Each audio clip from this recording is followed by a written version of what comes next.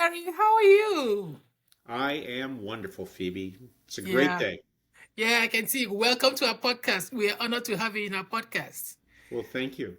Thank you, Gary. You are the founder and CEO of a Crossroad, right? A consulting company. Yeah, founder of CrossXroads 30 years ago now.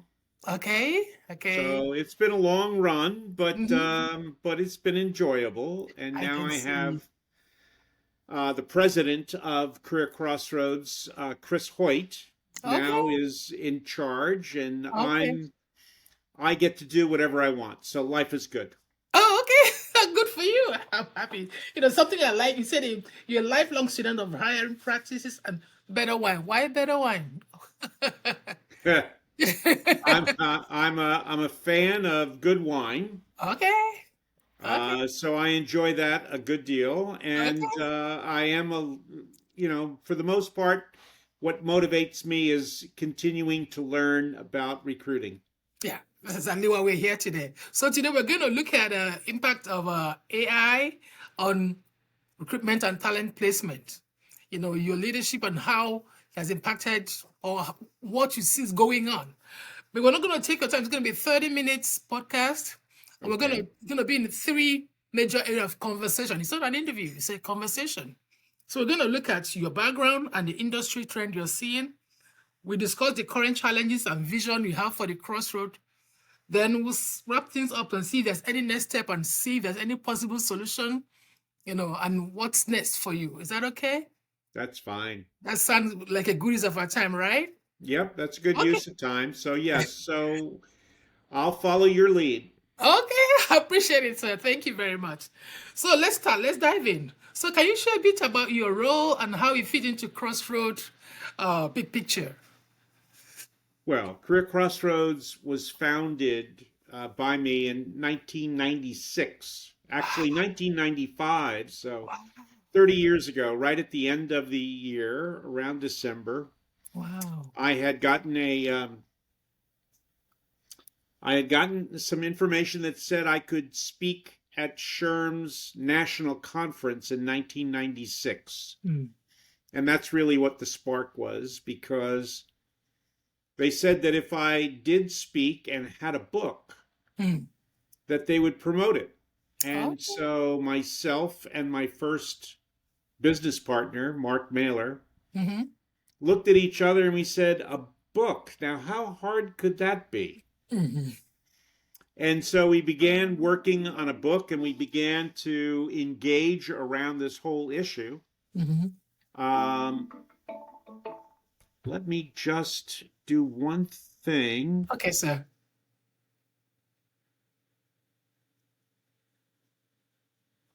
There, I just wanted to make sure that we weren't Okay. weren't Okay. bothered by a bunch of side noises. Yeah, it's okay. Yeah, go. Um, so over the course of several months, my business partner and I developed a book called Mm-hmm. Career Crossroads Mm-hmm. that described a little bit of what was going to happen with the internet and how it would impact recruiting and hiring. And we we bought the book ourselves. I mean, we made the book ourselves. Mm-hmm. So we published that book. Yeah. Paid for about 5,000 copies. I Okay. went to SHRM, Mm-hmm. gave a talk on HR and the internet Mm-hmm. in 1996 in June. Yeah. I had asked folks whether or not they had an email. Only Mm-hmm. 25% had an email at the At a time, time. and only 10% had ever seen a page on the internet. Ooh. At the end of my talk, Mm-hmm. we sold all 5,000 copies. Wow. And so we looked at each other and said, well, something's happening here. So Mm-hmm. we kept on doing that. So over the course of the next 8 years, we did 8 books and sold probably between a quarter of a million and 300,000 copies. Wow. Awesome. So that was the beginning Mm. of a business consulting on how recruiting would change. And by 2002, 2003, we stopped doing our annual book Okay. and pivoted to focus in on a community of talent acquisition leaders Yeah, I can see that. who are now using the internet to Mm-hmm. recruit, Mm-hmm. um, and and basically needed to have conversations with each other. Mm-hmm. And so we basically built a community that continues to this day of about 100 companies, Wow, awesome. and collectively they hire about 3 million people a year. Wow, awesome. But our goal is to help them talk to each other. Okay. That's awesome. That's noble. Yeah. Okay. That's very good. And I commend you for that. So what does a typical day look like for you? A typical day, Mm-hmm. Mm-hmm. I'd say on a typical day, I'm speaking with 10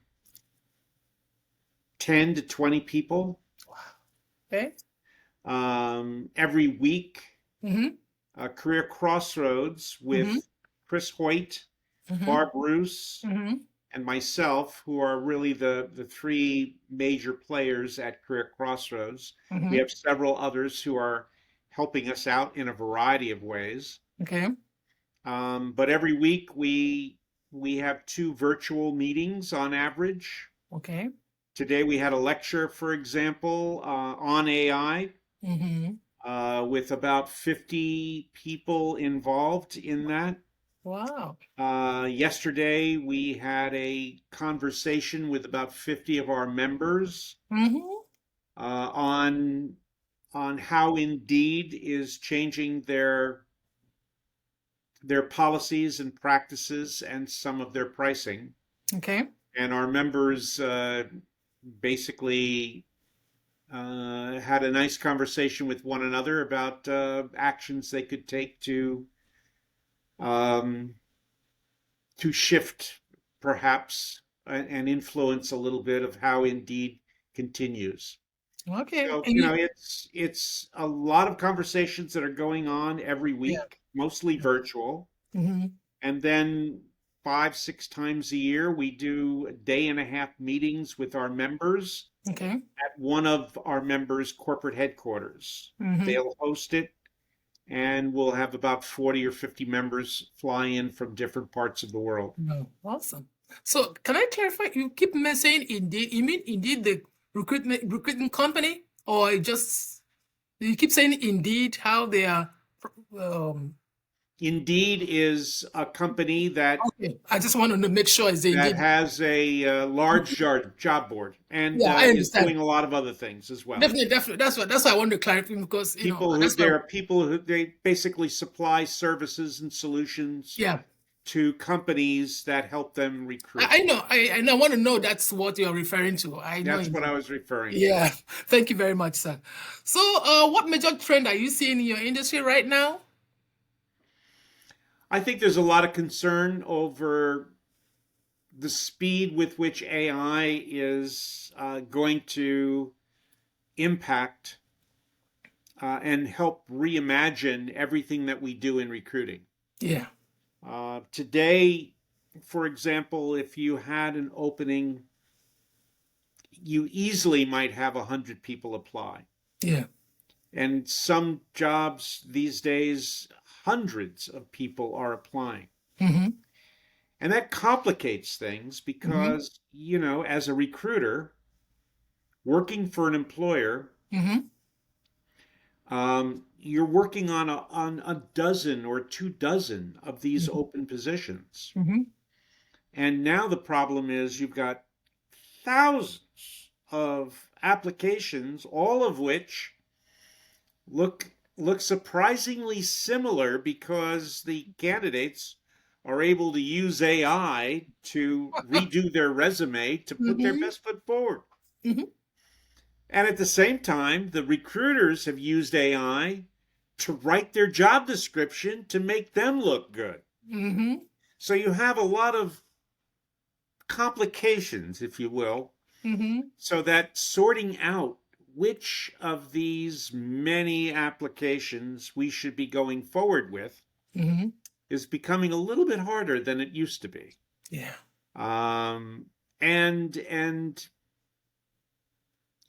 And we're not always that 100% sure that bias is not impacting that. Mm. So trying to do the right thing in having a qualified, diverse workforce Mm-hmm. or pool of candidates for our workforce Mm-hmm. is becoming a little bit more complex these days. Mm-hmm. But at the same time, our tools are becoming more and more sophisticated to a point where they might, in fact, replace many of the tasks that a recruiter would have to has been using, Yeah. that they did manually or transactionally. Mm. And so there's going to be more agents that will do pieces of recruiting for us in the future. And that is what is keeping a lot of recruiters and recruiting leaders up at night. Yeah, I know. I heard that before. So, okay, I think you've somehow answered it. How has AI impacted your business strategy and all that? But is there any more you want to share on that? Because, yeah. Well, it's impacting the businesses Mm-hmm. that recruiters work for, Mm-hmm. in the sense that the leaders of Mm-hmm. most businesses, the CEOs, COOs, Mm-hmm. all expect AI and other thing and automation to be right around the corner. Mm. So in anticipation of that, they may be laying off some folks. They may be not hiring some of the Mm-hmm. folks Mm-hmm. that they might have hired otherwise, Mm-hmm. in anticipation that we are going to be using tools that will make us much more productive. Yeah. But we always lag behind Mm-hmm. that. So it just stresses people out in relation to that. Mm-hmm. And there's obviously a lot of conversation going on literally every day Mm. about automation and about how it might impact the workforce. Yeah. Uh, Yeah, that's it. So, what's working well for you right now, and what has been frustrating? Um, I think, the opportunity for people to really step back, reimagine recruiting. You need time, you need some thought, you need some creativity, you need some education, you need to be able to put some money behind, investment behind Mm-hmm. helping some of the recruiters and HR people go to conferences and continue to learn. Mm-hmm. And with the work, being stressed out at work because we may be undermanned, if you Mm-hmm. will, um, it creates a problem. So Yeah. there's a lot of people who are not getting the opportunity to learn and have their nose to the grindstone, working their butt off, trying to Mm-hmm. do what they have to do in HR and talent acquisition, Mm-hmm. especially, but Mm-hmm. in really a lot of other fields as well. Yeah. And I think that creates a little bit of a burnout that's going on. So that's probably what is most visible right now is people approaching a burnout in their jobs. Okay. Okay. So, how do you currently measure success in Crossroad or in your services? Um, it's a good question. Again, what we believe is important is in a community, which is what we have, Yeah. people need to be able to engage one another. Mm-hmm. They need to be able to ask questions, get Mm-hmm. responses, Mm-hmm. try those responses, and acknowledge one another. Mm-hmm. And so we try to measure for Career Crossroads, we try to measure that engagement. And Okay. it's been a challenge, no question about it. Mm-hmm. If we have 100 companies, for example, that are members, Mm-hmm. and if on average 50 people work in talent acquisition in each of those companies, Mm-hmm. that's about 5,000 people. Mm-hmm. And so using that as just an example, Mm-hmm. I want to be able to measure what percentage of them talk to each other, talk outside of their own company, Mm-hmm. raise their eyes up a little bit and go, well, I know what's going on here in my company, Mm-hmm. but what's going on over there? Okay. And so I'm interested in what percentage of them actually are asking questions, Mm-hmm. responding to those questions, Mm-hmm. to what extent those questions and answers are viable, Mm-hmm. can be executed on, are Mm-hmm. being tried, Mm-hmm. are helpful to others. Those are the kinds of things that I want to measure. And that tells me how engaged my community is in the key component of supporting one another. Okay. So again, what metrics are you focused on improving in making sure that your community are engaged with one another? What they tell me, yeah, it's really surveying them Okay. about the value that it returns. It's recording use cases of how they recruit and how they're changing their recruiting and how they're solving problems and the degree to which that helps other people solve problems or inspires them to find their own solution. Okay. But is that So to me, that's really an indication of improvement. It's an indication that what we're doing is viable and important. And obviously, there are alternatives that folks have uh, to what we do. And so the degree to which they renew every year their membership is important to us as well. And okay? we get about 90-95% of our members renew every year. So we're Okay, kind of happy with that. We've yeah. been doing this now for 25 years. Oh, So that's good. That's so good. that's not so bad. Yeah, but is there any challenges that they share across the industry or just particular company or whatever? Oh, the industry is loaded with similar challenges. That's why it helps for people to talk to each other Mm-hmm. and to engage each other as they suddenly realize that even though we're in different industries, Yeah. we have similar problems.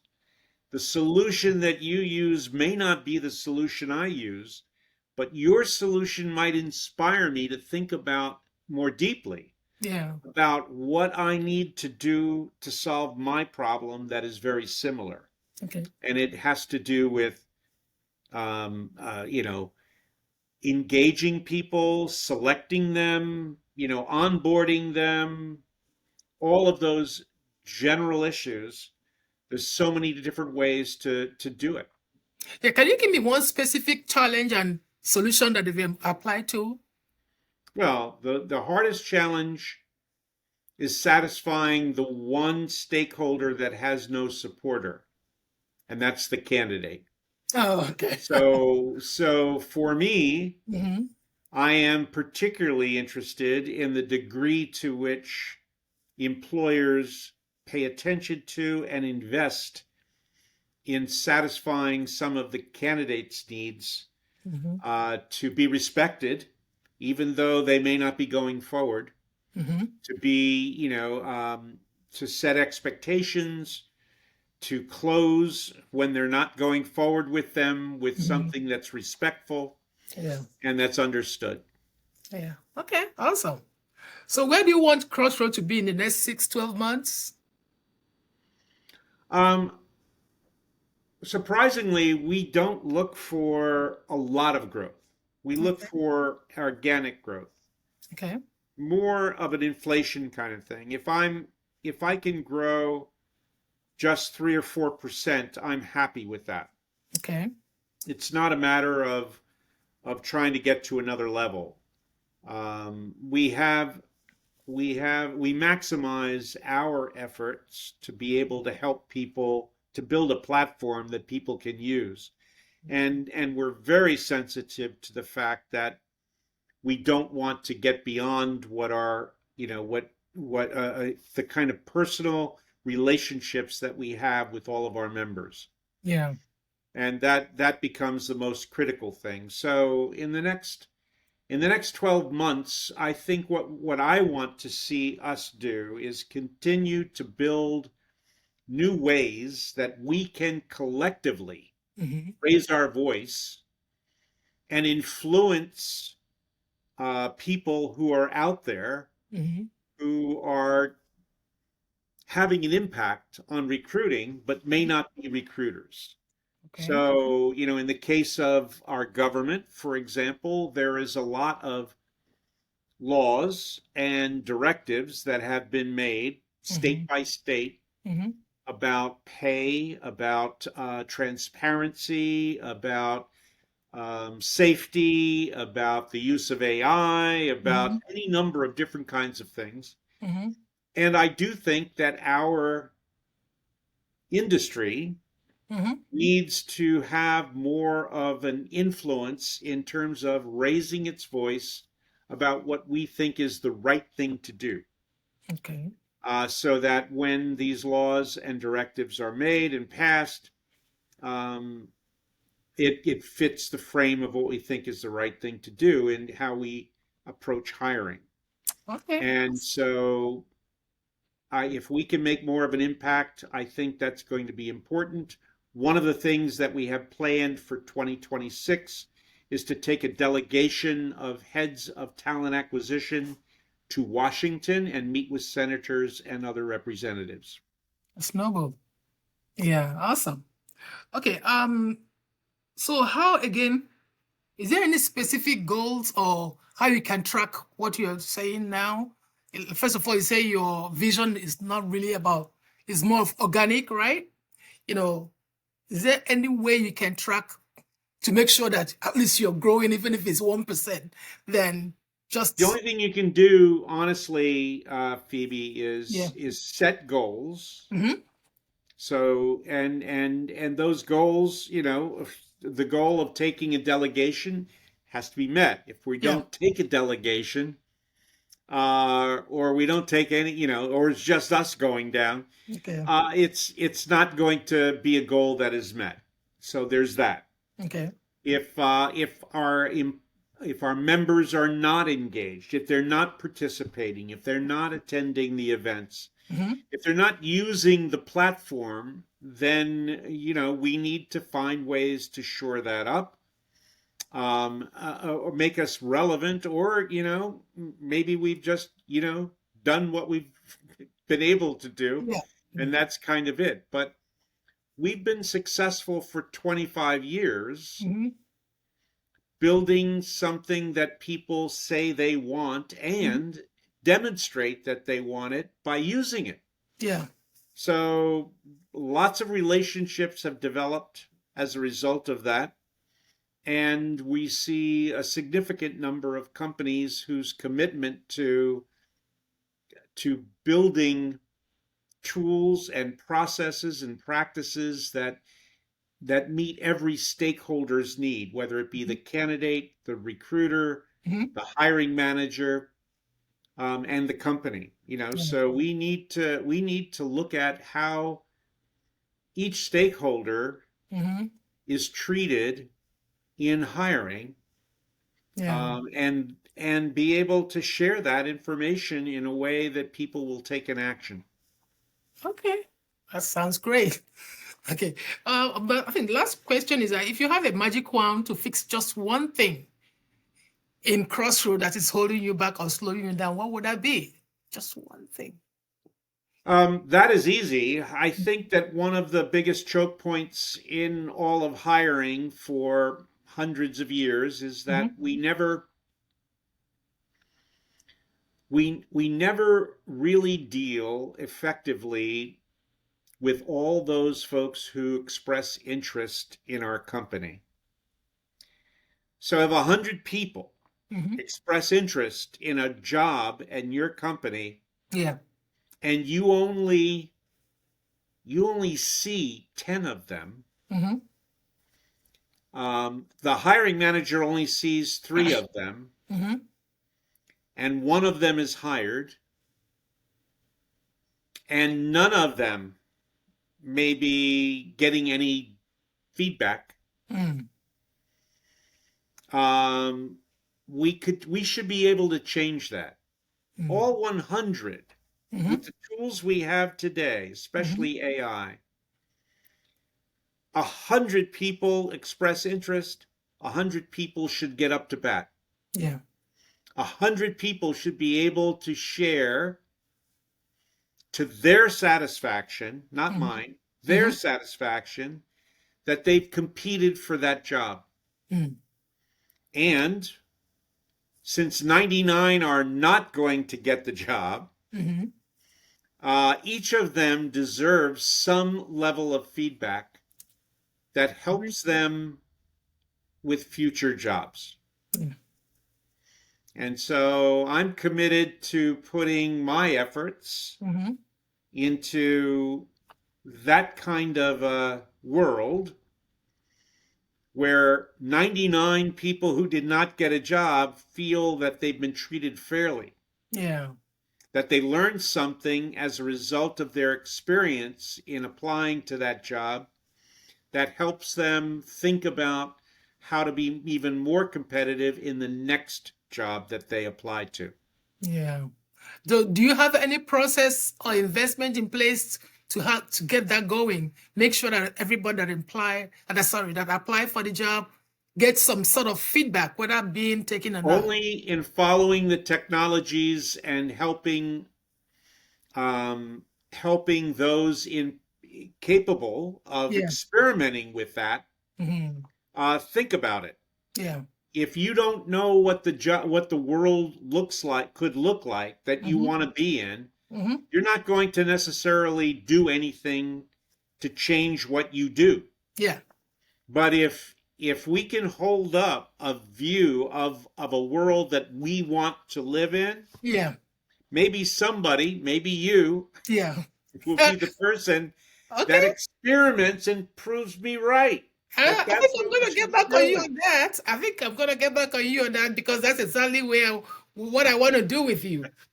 Okay, thank you very much, Gary. My pleasure. It's been nice talking to you, and